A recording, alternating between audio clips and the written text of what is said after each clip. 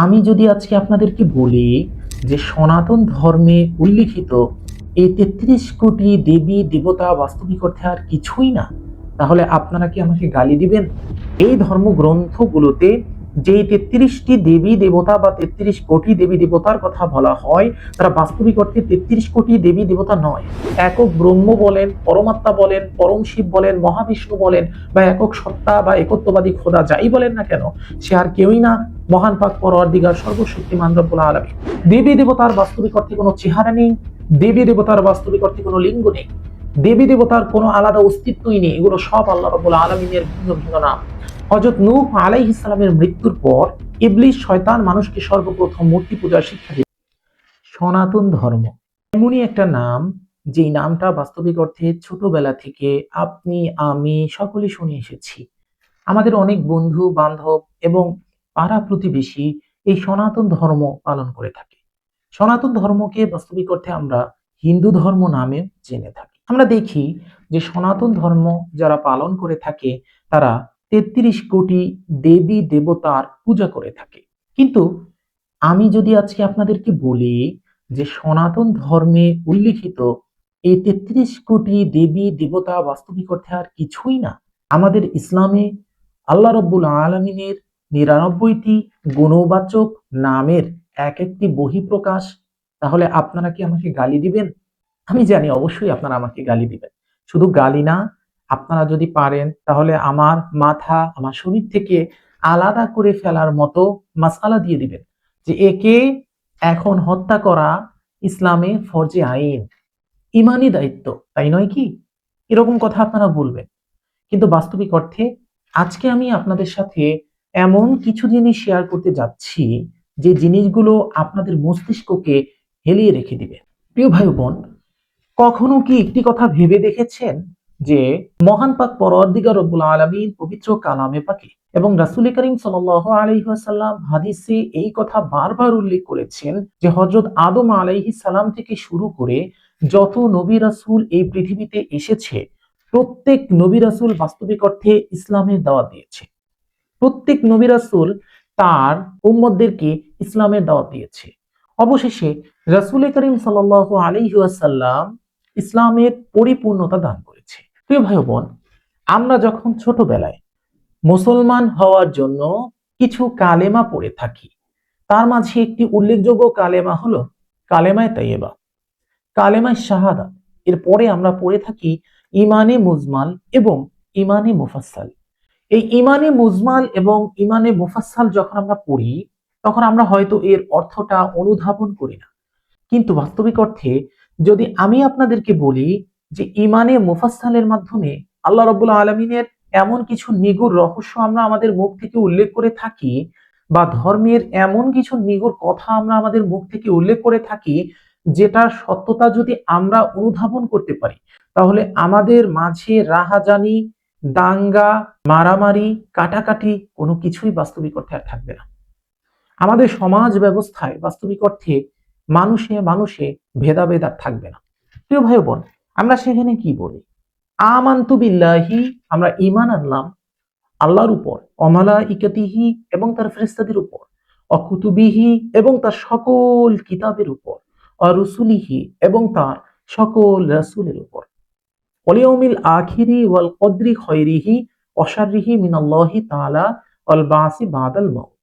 প্রিয় ভাই বোন, ব্যাপারটা হচ্ছে খেয়াল করেন, ইমানে মুফাসসালের এই অংশতে আমরা স্পষ্টভাবে বলতেছি যে আমরা ঈমান আনলাম আল্লাহর উপর, এরপরে ফেরেশতাদের উপর, এরপরে তার সকল কিতাবের উপর, তার সকল রাসূলের উপর।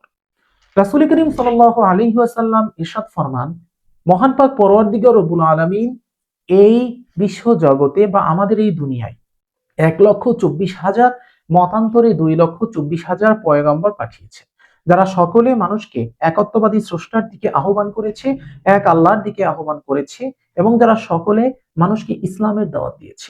প্রিয় ভাই বোন, আমরা যদি পবিত্র কালামে পাকের দিকে তাকাই, তাহলে আমরা সেখানে দেখতে পাই মাত্র ২৭ জন নবী রাসূলের কথা রব্বুল আলামিন পবিত্র কালামে উল্লেখ করেছে। একই সাথে রব্বুল আলামিন পবিত্র কালামে পাকে আরো ইরশাদ করেন, নিশ্চয়ই আমি তোমার কাছে খুব অল্প সংখ্যক নবী রাসূলের কথা উল্লেখ করেছি।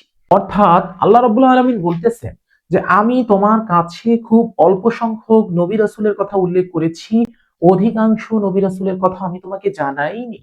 এটা সূরা কাহাফের আয়াত।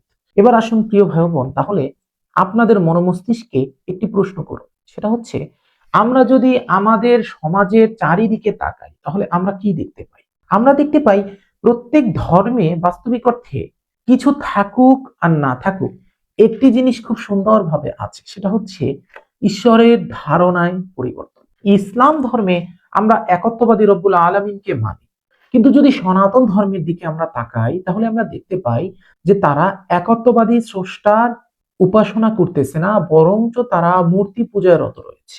একইভাবে অধিকাংশ সনাতন ধর্মী ব্যক্তি বাস্তবিক অর্থে এটা জানেই না যে তাদের বেদে যে ৩৩ কোটি দেবী দেবতার কথা উল্লেখ করা হয়েছে, এই ৩৩ কোটি দেবী দেবতা বলতে বাস্তবিক অর্থে ৩৩ কোটি দেবী দেবতা নয়, বরঞ্চ ৩৩টি দেবী দেবতা। প্রিয় ভাই বোন, মাথায় একটি জিনিস সুন্দরভাবে গেঁথে নিন।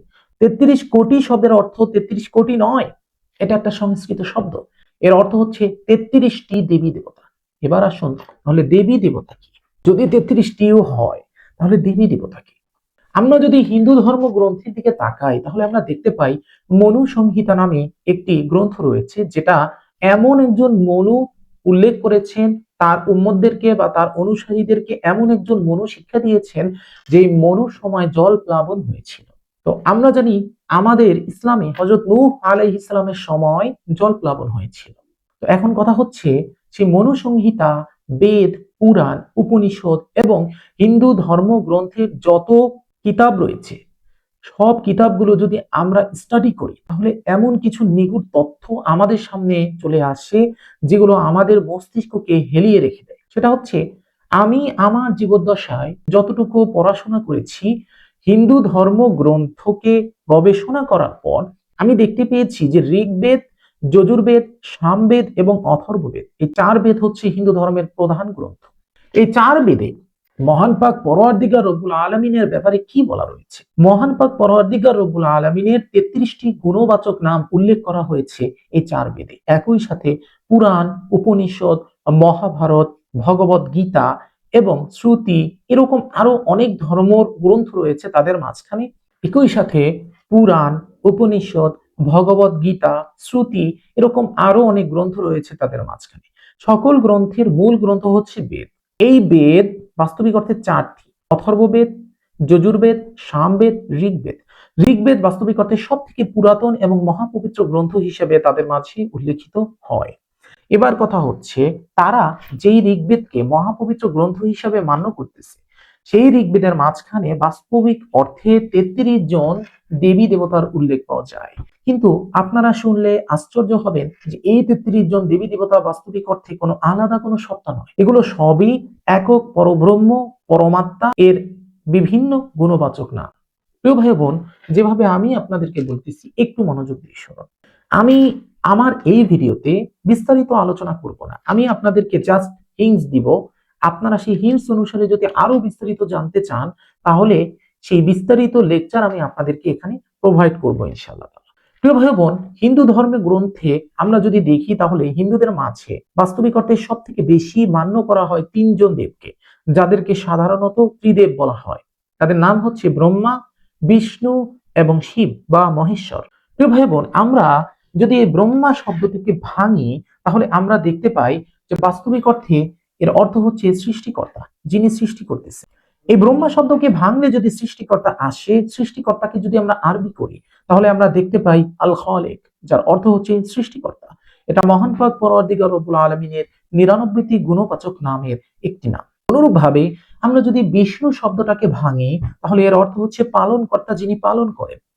এই বিষ্ণু শব্দের অর্থ পালনকর্তাকে যদি আমরা আরবিতে কনভার্ট করি তাহলে আমরা দেখতে পাই রব, যেটা পবিত্র কালামে পাকে সব থেকে বেশি আল্লাহ রাব্বুল আলামিনের জন্য ব্যবহৃত হয়েছে, সেই রব। আমরা যদি শিব শব্দটাকে ভাঙি তাহলে আমরা এখানে দেখতে পাই অক্ষয়, অব্যয়, যার অন্ত নেই, যার আদি নেই, অর্থাৎ এমন একজন স্রষ্টা বা এমন একজন ঈশ্বর যার কখনো জন্ম হয় নাই, যার কখনো মৃত্যু হয় নাই। কুল হুয়াল্লাহু আহাদ, আল্লাহুস সামাদ, লাম ইয়ালিদ ওয়া লাম ইউলাদ ওয়া লাম ইয়াকুল লাহু কুফুয়ান আহাদ। আমরা শিব শব্দটাকে যদি আরো গভীর থেকে দেখি তাহলে সেখানে আমরা রুদ্রের অবস্থান দেখতে পাই। আমরা এই রুদ্রকে যদি ভাঙি তাহলে আমরা দেখি অতি কঠোর। এই অতি কঠোরকে যদি আমরা আরবিতে কনভার্ট করি তাহলে আমরা দেখতে পাই ইয়া কাহার, যেটা মহান পাক পরওয়ারদিগার রব্বুল আলামিনের একটি নাম।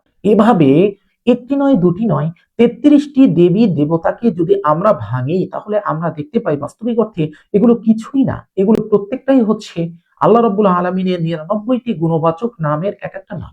যেমন আমরা যদি সরস্বতীকে ভাঙি সেক্ষেত্রে আমরা দেখতে পাই হচ্ছে সরস্বতী এমন একজন শক্তি যিনি বাস্তবিক অর্থে জ্ঞান প্রদান করে, জ্ঞান প্রদানকারী, তাকে সরস্বতী বলা হচ্ছে।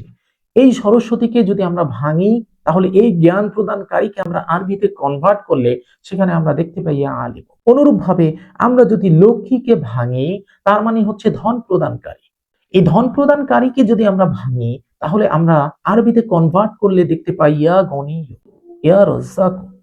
তাহলে প্রিয় ভাই বোন, এভাবে বাস্তবিক অর্থে আমার জীবদ্দশায় আমি সম্পূর্ণ সনাতন ধর্মের উপর যতটুকু গবেষণা করেছি সব ধর্মগ্রন্থ থেকে আমি একটি জিনিসই পেয়েছি যে বাস্তবিক অর্থে এই ধর্মগ্রন্থগুলোতে যে 33টি দেবী দেবতা বা 33 কোটি দেবী দেবতার কথা বলা হয় তারা বাস্তবিক অর্থে 33 কোটি দেবী দেবতা নয়। 33 কোটি, কোটি শব্দের অর্থ হচ্ছে টি, সংস্কৃততে কোটি শব্দের অর্থ টি, সেখানে 33টি দেবী দেবতা মানেই হচ্ছে আল্লাহ পাকের 33টি গুণের কথা উল্লেখ করা হয়েছে।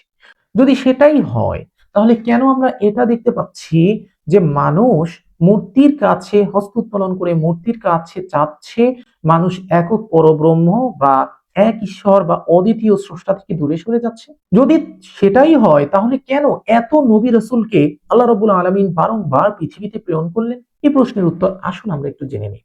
সেটা হচ্ছে মানব সৃষ্টির সূচনা লগ্নে যখন ইবলিস আল্লাহ রাব্বুল আলামিনকে একটি চ্যালেঞ্জ ছুড়ে দিলেন তখন ইবলিস বলেছিলেন যে হে রব, যেভাবে তুমি আমাকে গোমরাহ করলে সেভাবে আমি তোমার এই বান্দাদেরকে গোমরাহ করব। আমি তোমার কাছে এটা প্রমাণ করে দেখিয়ে দেব যে তোমার এই বান্দারা বাস্তবিক অর্থে গোমরাহিতে কিভাবে নিমজ্জিত থাকে। আল্লাহ রাব্বুল আলামিন যখন ইবলিসের কাছ থেকে এই চ্যালেঞ্জটা শুনলেন তখন তিনি বললেন যে আমি আমার বান্দাদের জন্য তওবার দুয়ার উন্মুক্ত করে দিলাম। সুতরাং খেয়াল করবেন আল্লাহ রাব্বুল আলামিন তার বান্দাদের জন্য তওবার দুয়ার উন্মুক্ত করে দিল। তো তওবার দুয়ার উন্মুক্ত মানে হচ্ছে আপনি যতই ভুল করুন, আপনি যদি আল্লাহ রাব্বুল আলামিনের কাছে ক্ষমা প্রার্থনা করেন আল্লাহ রাব্বুল আলামিন আপনাকে ক্ষমা করে দিবেন। তাহলে আল্লাহ রাব্বুল আলামিন যদি ক্ষমাই করে দেন, ইবলিস আপনাকে আমাকে কিভাবে বিপথে নিবে এবং আল্লাহ রাব্বুল আলামিনের আযাবে পতিত করবে? প্রশ্নটি নিজের মস্তিষ্ককে যদি করেন তাহলে অতি নিগুড় একটি অর্থ আপনারা খুঁজে পাবেন। ইবলিস আমাদেরকে এমন এমন এমন কাজের মাধ্যমে ধোঁকা দিবে, এমন এমন পাপ আমাদের মাধ্যমে করাবে যে পাপগুলো যদি আপনি এবং আমি করি তাহলে আল্লাহ পাক যেন আমাদের কখনো ক্ষমা না করেন। যদি আল্লাহ পাক আমাদের ক্ষমা নাই করেন তাহলে আমরা আযাবে পতিত হব এবং ইবলিস তার চ্যালেঞ্জে জয়ী হয়ে যাবে। তাহলে চলুন আমরা একবার পবিত্র কালামে পাকের দিকে তাকাই। সেখানে আমরা দেখতে পাই বলা হচ্ছে যে আল্লাহ রাব্বুল আলামিন সকল পাপ ক্ষমা করে দেন উইদাউট শিরক, অর্থাৎ ইন্না শিরকা লাযুলমুন আযীম। লোকমান হাকিম তার সন্তানকে বলছে ইন্না শিরকা লাযুলমুন আযীম। এটা সূরা লোকমানে উল্লেখ রয়েছে। তাহলে আমরা বুঝতে পারলাম আল্লাহ রাব্বুল আলামিন সবকিছু ক্ষমা করে দিবেন কিন্তু শিরকের গুনাহকে আল্লাহ রাব্বুল আলামিন কখনো ক্ষমা করবেন না। ইবলিস মহাশয় এতটা চালাক যে তিনি এই বিষয়টাকে বাস্তবিক অস্ত্র হিসেবে ব্যবহার করলেন। ইবলিস দেখলেন যে আল্লাহ রাব্বুল আলামিন মানুষকে তওবা করার সাথে সাথে ক্ষমা করে দিবেন, তাহলে আমি মানুষকে এমন জায়গা থেকে ধোঁকা দিব যে গুনাহ আল্লাহ কখনো ক্ষমা করবেন না, তার মানে সেটা কি শিরক? এ কারণে ইবলিস কি করেছেন, যত নবী রাসূল পৃথিবীতে আগমন করেছেন প্রত্যেক নবী রাসূল তার উম্মতদেরকে তার জাতিকে যে দাওয়াত দিয়ে গিয়েছেন সেই নবী রাসূলের মৃত্যুর পর সেই দাওয়াতকে বিকৃত করে এমন ভাবে মানুষের সামনে উপস্থাপন করা হয়েছে, এই ইবলিস এমন ভাবে উপস্থাপন করেছে যে মানুষ বাস্তবিক অর্থে সবকিছু ঠিক রাখলেও আল্লাহ রাব্বুল আলামিনের অস্তিত্ব তার পরিচয়টাকে ঠিক রাখতে পারে না। তারা আল্লাহ রাব্বুল আলামিন থেকে বিচ্যুত হয়ে গিয়েছে। প্রিয় ভাই বোন, কথাটা শুনতে অবাক লাগলেও কথাটা সত্য। একটু নিগুড় ভাবে দেখেন সমাজের দিকে তাকিয়ে। আপনি যত ধর্ম দেখবেন সব ধর্মের মাঝে মেইন ভেদাভেদ কোথায় আপনি দেখেন। মেইন ভেদাভেদের স্থান হচ্ছে সব ধর্মের ঈশ্বর বা স্রষ্টা বা যিনি উপাস্য তার পরিচয় নিয়ে। হিন্দু ধর্মগ্রন্থে যাই থাকুক না কেন আমরা যদি সনাতন ধর্মের দিকে তাকাই তাহলে আমরা দেখতে পাই যে তারা মূর্তি পূজা করে তাদের জীবন অতিবাহিত করতেছে। যদিও হিন্দু ধর্মে স্পষ্টভাবে মূর্তি পূজা নিষিদ্ধ বলে ঘোষণা করা হয়েছে। অনুরূপভাবে আমরা যদি ঈসা আলাইহিস সালামের প্রবর্তিত ধর্ম খ্রিস্টান ধর্মের দিকে তাকাই, তাহলে আমরা দেখতে পাই যে করতে তারা হযরত ঈসা আলাইহিস সালামকে পূজা করা শুরু করেছেন। আমরা যদি ইহুদি ধর্মের দিকে তাকাই, সেখানেও সেম অবস্থা। আমরা যদি পারসিক ধর্মের দিকে তাকাই, তাহলে আমরা দেখতে পাই যে সেখানে অগ্নি পূজা করা হচ্ছে, অথচ পারসিক ধর্ম যিনি প্রচার করেছিলেন তিনি একজন নবী ছিলেন, যার নাম ছিল নবী জরথুস্ট। আমরা যদি বৌদ্ধ ধর্মের দিকে তাকাই, সেখানেও আমরা শিরক দেখতে পাবো। অনুরূপ ভাবে আমরা যদি আমাদের ইসলাম ধর্মের দিকেও বর্তমানে তাকাই, সেখানেও আমরা ছোট খাটো অনেক শিরক দেখতে পাবো। সুফিবাদের নামে শিরক হয়, সেখানে পীর পূজা হয়, সেখানে মাজার পূজা হয়, সেখানে ব্যক্তি পূজা হয়, শিরকে মানুষ নিমজ্জিত। তাহলে আমাদের দেখতে হবে যে বাস্তবিক ভুলটা আমাদের কোথায়। বাস্তবিক ভুলটা হচ্ছে ইবলিস আমাদেরকে এমন এমন পাপে নিমজ্জিত করতেছে যে পাপগুলো থেকে আল্লাহ রাব্বুল আলামিন আমাদের কখনো মাফ করবেন না, যে পাপের কারণে আমরা আযাবে পতিত হব এবং ইবলিস তার চ্যালেঞ্জে জিতে যাবে। এই একটি কারণে মহান পাক পরওয়ারদিগার রব্বুল আলামিন যুগে যুগে নবী রাসূল প্রেরণ করেছেন এবং সকল নবী রাসূলের মাধ্যমে মানুষদেরকে সঠিক পথের দিশা দিয়েছেন। এ কারণেই ইসলাম বাস্তবিক অর্থে নতুন কোনো ধর্ম নয়। ইসলাম সেই মানবতার শুরু থেকে থাকা একটি ধর্ম। ইসলাম শব্দের অর্থ কি প্রিয় ভাই বোন? আত্মসমর্পণ করা।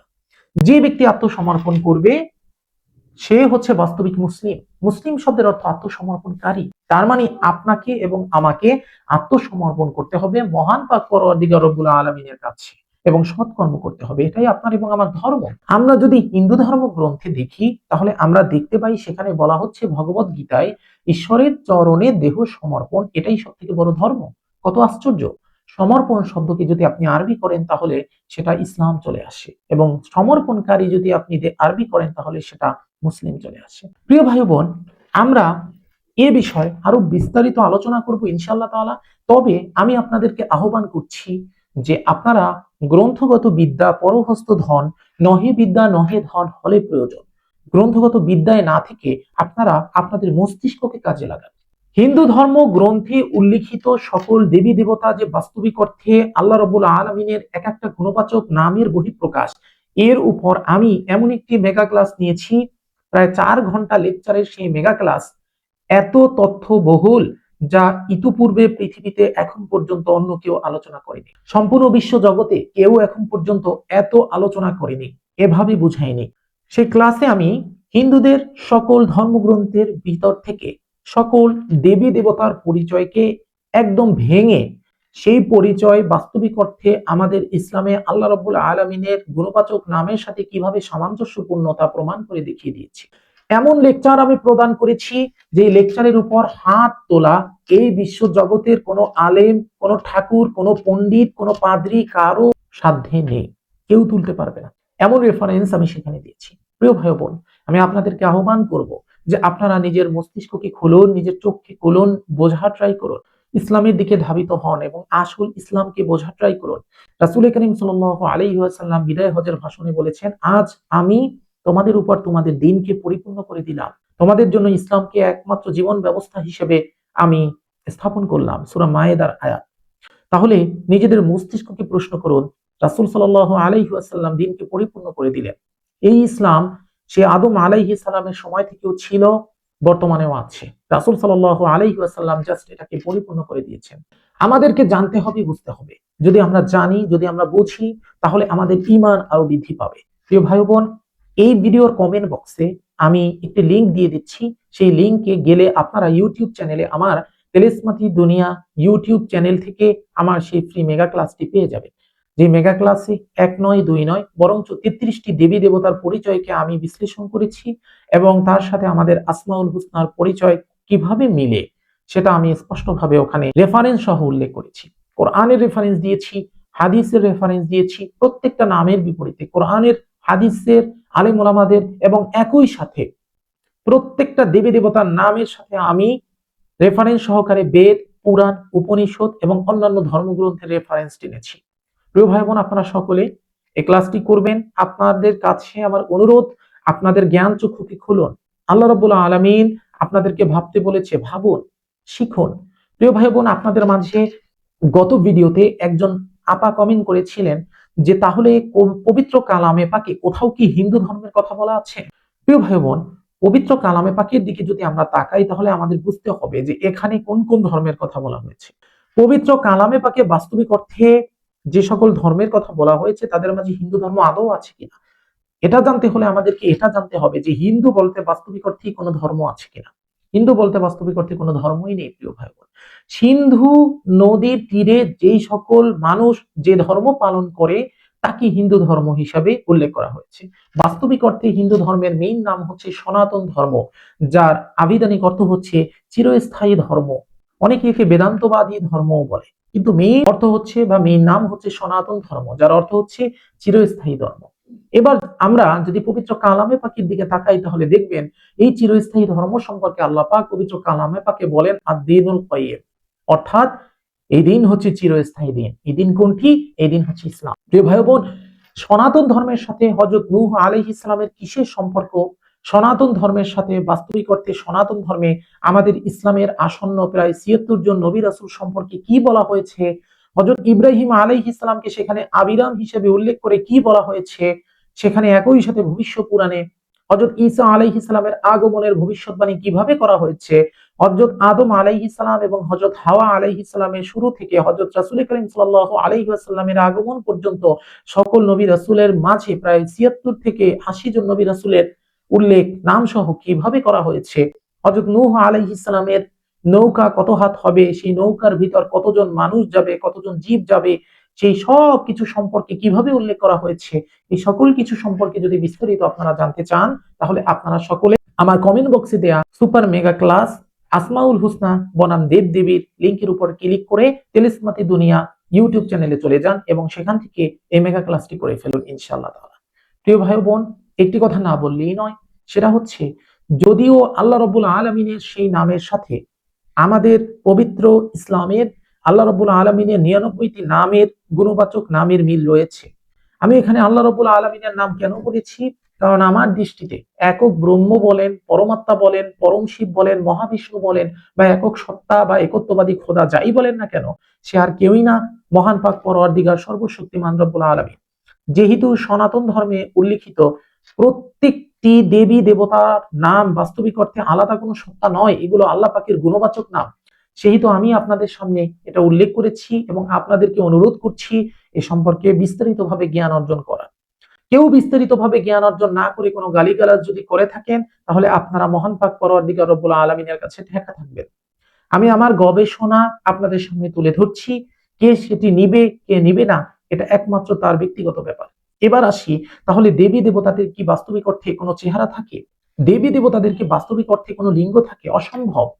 দেবী দেবতার বাস্তবিক অর্থে কোনো চেহারা নেই, দেবী দেবতার বাস্তবিক অর্থে কোনো লিঙ্গ নেই, দেবী দেবতার কোনো আলাদা অস্তিত্বই নেই, এগুলো সব আল্লাহ রাব্বুল আলামিনের ভিন্ন ভিন্ন নাম।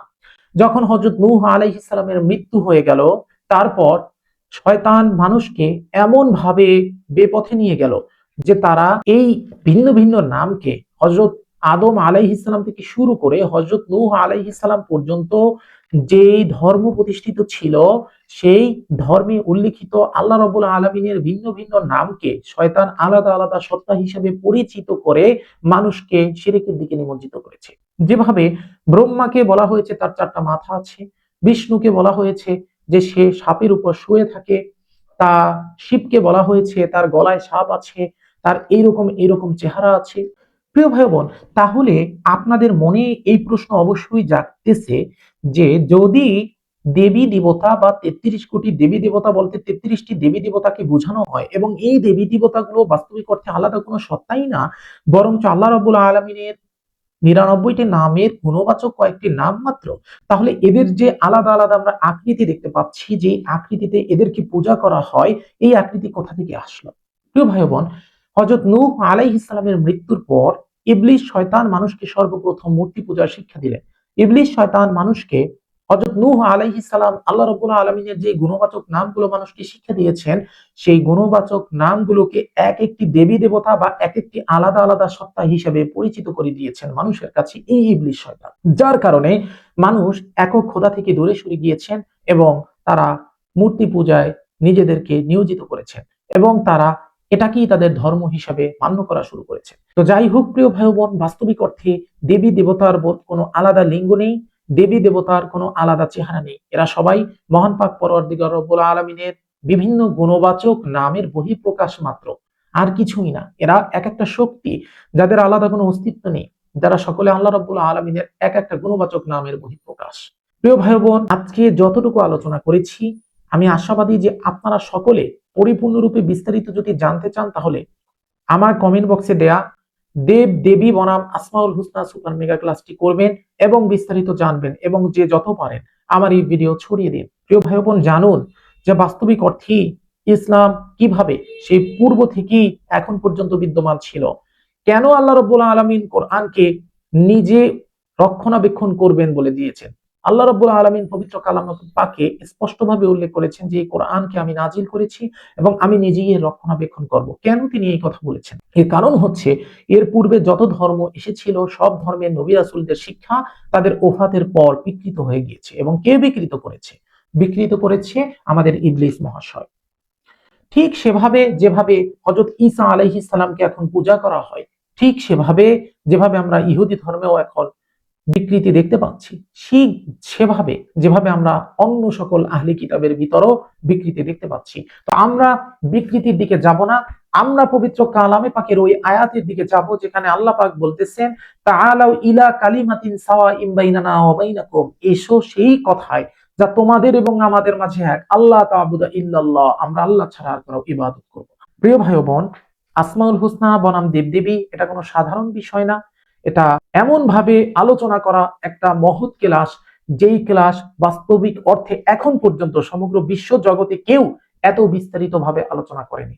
এ ব্যাপারে ডাক্তার জাকির নায়েক কথা বলেছে, এ ব্যাপারে অন্যরা কথা বলেছে, কিন্তু এত বিস্তারিত ভাবে কেউ আলোচনা করেনি। মাত্র 4 ঘন্টার একটি ক্লাস হতে পারে এই ক্লাস ইসলাম সম্পর্কে আপনার ধারণাটা কি বদলে দিবে। এবং যারা অন্য ধর্মগ্রন্থের আছেন, যারা অন্য ধর্মকে ফলো করে, তাদেরকে আমি অনুরোধ করব আপনারা সকলে এই ক্লাসটি দেখবেন, এবং হতে পারে যে আপনারা আপনাদের ধর্মের বাস্তবতা সম্পর্কেও সঠিক জ্ঞান লাভ করতে পারবেন ইনশাআল্লাহ তাআলা। আমার এই একটি ক্লাসের মাধ্যমে 500 থেকে 550 মানুষ আমার কাছে ইসলাম গ্রহণ করেছে, আলহামদুলিল্লাহ। সুতরাং আপনারা সকলে ভালো থাকুন, সুস্থ থাকুন, মোস্ট ইম্পর্টেন্টলি ফুর্তিতে থাকুন, এবং সকলে এখনই এই ভিডিও শেষ হওয়ার সাথে সাথেই এই ভিডিওর কমেন্টে গিয়ে আমার আসমাউল হুসনা বনাম দেবদেবী এই ক্লাসটি তেলেসমাতি দুনিয়া ইউটিউব চ্যানেল থেকে দেখে নেবেন, এবং আপনাদের মূল্যবান বক্তব্য অবশ্যই সেখানে প্রদান করবেন সম্পূর্ণ ক্লাসটি দেখার পর। মহান পাক পরওয়ারদিগার রব্বুল আলামিন আমাদের সকলকে একত্ববাদের উপর প্রতিষ্ঠিত থাকার তৌফিক দান করুন। মহান পাক পরওয়ারদিগার রব্বুল আলামিন আমাদের সকলকে সঠিক ধর্ম বোঝার তৌফিক দান করুন, সঠিক ধর্মের আসল নির্যাস বোঝার তৌফিক দান করুন। ওয়াখির দাওয়ানা আলহামদুলিল্লাহি রাব্বিল আলামিন। আসসালামু আলাইকুম ওয়া রাহমাতুল্লাহি ওয়া বারাকাতুহু।